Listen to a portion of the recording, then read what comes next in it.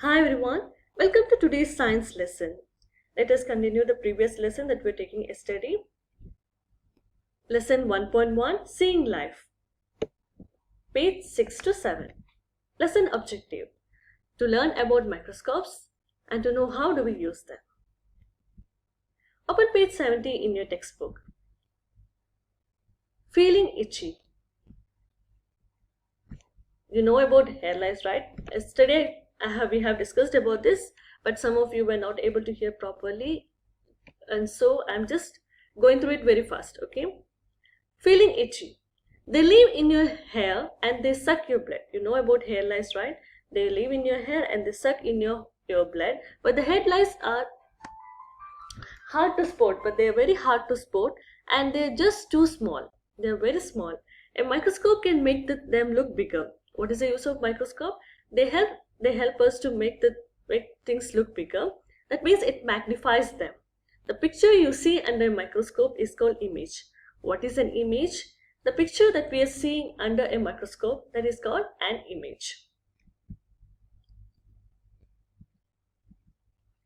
Lice feeds at least 4 times a day and leave itchy red lumps on your scalp. Is there anything about their appearance that surprises you? Lice do not appear to have a mouth. Actually, they do not appear to have a mouth. The tubes they use to pierce the skin and suck blood are tucked inside their heads when they are not being used. Okay, this is an interesting fact about their appearance. And then these photographs were taken through a microscope. We can know that it's when we are looking at the normal eyes, it's very small, but these photographs were taken through a microscope. What has the microscope done to the image? Has the microscope done to this image? It has magnified it. That means it has enlarged the image. A whole new world. Magnifying glasses are lenses. Actually, they are lenses. Some of you are wearing the glasses, right? It's like it is also a lens that it is magnifying. Some of you may not be able to see some of you may be having long sight or short sight. Please, it helps to make the things bigger. You can fit them together to make powerful microscopes. The first were made in 1600 by Dutch lens makers. They were very popular. One microscope maker wrote that people would cry out that they saw marvelous objects, a new theatre of nature and another world. Ideas about life itself were starting to change. Because before the invention of microscopes, we were not able to see the tiny things.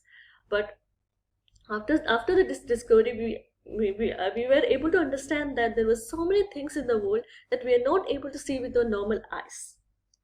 Okay, the tiny plants and animals like these are invisible without a microscope, but they are the main food of many fish. Okay, the tiny plants and animals. So there are tiny plants called planktons that you will learn in the higher grades, and we cannot see with the normal eyes, but these are the food of many fishes. Okay, so how do you think microscopes started to change people's ideas about living things? How do you think that it has changed the people's ideas about living things? Microscopes made people realize there are millions of tiny plants and animals everywhere. Before the invention of microscopes, we were not able to understand that there were many small organisms. Even as yesterday we had discussed corona. That means even if we cannot see it, but still it exists, right? How do we are able to see it? By using the microscope. Getting things in focus. School microscopes use light and lenses to magnify things. So this is a microscope, and these are the different parts of a microscope. You can change the magnification by using different lenses. So we can change the magnification. That means we can change, we can make the things 2 times bigger or 3 times bigger, like zooming. If you are zooming a little bit, we can see it become enlarged a little bit. If you are in your phone, if you are zooming it too much, we can make it enlarged 2 times, 3 times or 4 times. You can change the magnification by using different lenses. These knobs focus the image to make it clear and sharp. As you know, the focus, right? sometimes it will be blurred, and if you are like turning this knob, then it will become more clear. A mirror reflects the light up through the specimen. Why do we use a mirror? The mirror helps to reflect the light so that we can see the specimen. The light passes through one thing you are looking at the specimen. That is, the light passes through, that means what is the thing that we are looking at? If we are looking at the small part, like if we are looking at the onion peel or anything like that, that is called the specimen. What we are looking at is called the specimen. So which are the four parts? It has lenses, it has focus, it has mirror, and the specimen. What do you call the thing you look under a microscope? I already told you what is the thing that we see under a microscope. It is called specimen. How do you get different magnifications? We can get the different magnifications by changing the lens. If you want to make the things little more bigger, if you can change the lens to see it more bigger. Why should you never point the mirror directly towards the sun? What will happen if you're pointing the mirror directly towards the sun? What will happen? Because it can damage your eyes. If you're directly towards the sun, you know the sunrays are very strong. It will directly reflect into your eyes and it can damage your eyes.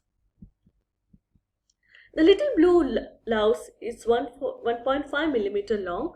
How long would its image be if it was magnified 10 times?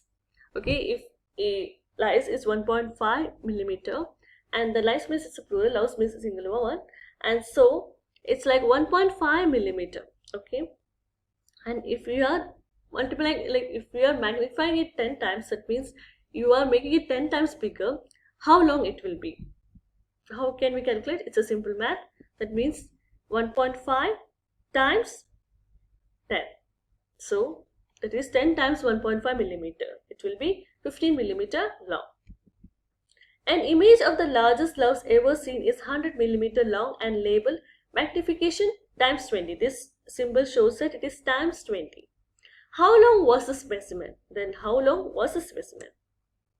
So it is seen as 100 millimeter and it was magnified 20 times. So this is the reverse of this case. Here we are multiplying, and if you want to know the actual size, we have to divide 100 divided by 20. Okay, 100 is the size that we are seeing under the microscope and it was magnified 20 times. So what was the actual size? It is 100 divided by 20, that is equal to 5 millimeter. Here what we are doing, the actual size is 1.5 millimeter and we are magnifying it 10 times. That means the image that we see under a microscope is 1.5 times 10. We will see it as 15 millimeter. Hope this is clear. Making things clear. Thin, see-through specimens give clear images in light microscopes. Okay, if you're putting very hard things, we cannot see the full section of the under the microscope because the light cannot pass through it. So if you are even if you are seeing the onion peel or red blood cell, you just only put the minute part of it. If you are putting so much of part, we cannot see the inside part of the particular specimen. The thick specimen have to be sliced into thin sections. If onion peel, as I already told, onion peel, it has to be very thin section. Then only we can see what is inside the structure of onion peel. If you could fit a lemon under a light microscope, you would just see a black blob. That means if you're putting the lemon just like that, we can be able to see just a black spot, something like that. But this thin slice, that means this gets light through to make an image. So we have to slice the onion very small so as to see the parts inside it. It has been magnified 10 times. This onion has been magnified 10 times. What is a section? What is a section? A section is a thin slice through a specimen. It is a very thin slice through a specimen. That means very minute part of the slice of the specimen is called section. Why do specimen needs to be thin? As I already told you, specimen need to be thin so that the light can pass through to make an image. How could you make sure you saw everything inside the lemon? What do you have to do? That means you have to look at a lot of sections. So you have to make it into sections and you have to look at it at different sections so as to make sure that We have seen everything that is inside the lemon. Magnified more times. Light microscopes magnify up to 1,000 times. In universities and research labs, scientists use electron microscopes. There are different types of microscopes, and then the light microscopes. In the normally labs, in the science lab and all, we will be using the light microscopes. But like scientists and all, they use they will be using large like electron microscopes. They are very expensive, and they need trained operators to use it. But they give fantastic images up to 1 million times the size of the specimen. Okay, these are the electron microscopes, and they helps to magnify it. It magnifies it very clearly. But they give fantastic images up to 1 million times the size of the specimen. Okay, here the light microscopes can magnify only up to 1,000 times, while the electron microscope can magnify up to almost 1 million times. You can imagine the difference, right? There are two types of electron microscopes. One is scanning electron microscope and the other is TEM. And the TEM can look through the thin sections, okay? And images from SEMs are colored artificially. There are two types of microscope, that is SEMs and TEMs. And SEMs can be able to see under the the images of the SEMs are colored artificially. So this makes it easier to see the different parts of a specimen. So if you are putting the specimen, sometimes we'll pour some color over it so as to see the parts very clearly. And things look different at high magnification. This skin is magnified 500 times. This is the image of a skin cell, and it is magnified 500 times. Okay. What sort of electron microscope took the skin photograph? The scanning electron microscope must have taken the skin photograph because it shows the skin surfaces, right? The skin is from the back of a young girl's hand. What can you do to see in the magnified image? In the magnified image, the skin appears to be made of layers, and each layer seems to be divided into smaller areas. Okay. In the skin is taken from the back of a young girl's hands. What can you see in the magnified image? The image that you have seen before, it was from a young girl's hand, and what you are able to see in that magnified image. In that magnified image, the skin appears to be made of layers. We can see that the skin is made up of different layers, and each layer seems to be divided into smaller areas. If you're seeing that image, you can understand that again and again it is divided into smaller layers. Can we be sure that the skin was really this color? No, it cannot. We cannot say that the skin is actually this color, because in the scanning electron microscope we can give color to the skin artificially. Okay. Hope this is clear, and this is a summary. The microscopes let us see very tiny things. It helps us to see very small things, and the microscopes changed the way people thought about the world. As we discussed, it changed the way the people were thinking about the world. Hope everything is clear. If you have any doubt, you can ask me. Thank you very much.